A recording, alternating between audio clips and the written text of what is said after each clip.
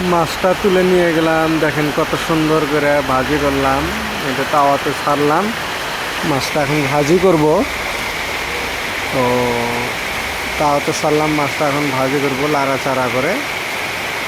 তো এই তো ভাজি হয়ে গেছে।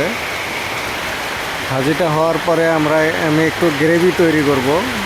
তো গ্রেভিটা পেঁয়াজ রসুন আগে কেটে রাখছিলাম, তারপরে এগুলো দিয়ে মিক্স করে গ্রেভিটা সুন্দর করে তৈরি করলাম। একটু মশলা দিতে হয়, একটু গরম মশলা দিলাম, তারপরে একটু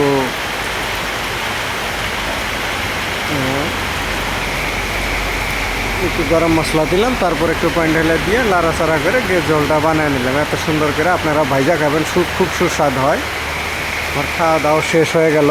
যদি ভালো লাগে আপনারা লাইক করবেন, শেয়ার করবেন, আর আমার চ্যানেলটা সাবস্ক্রাইব করবেন। হ্যাঁ, সাবস্ক্রাইব করতে ভুলে যাবেন না।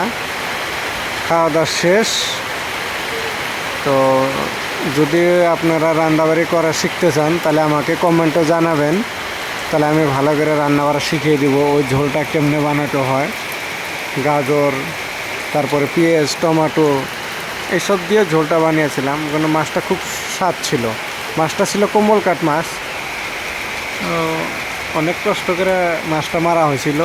তো যাই হোক, আপনারা ভিডিওটা ভালো লাগলে শেয়ার করবেন, বেশি বেশি করে শেয়ার করবেন, কমেন্ট করবেন। আপনারা যদি মাছ রান্না করা শিখতে চান তাহলে আমাকে কমেন্ট করবেন, আমি কমেন্টে আপনাদেরকে জানিয়ে দেব যে কীভাবে মাছ রান্না করতে হয়।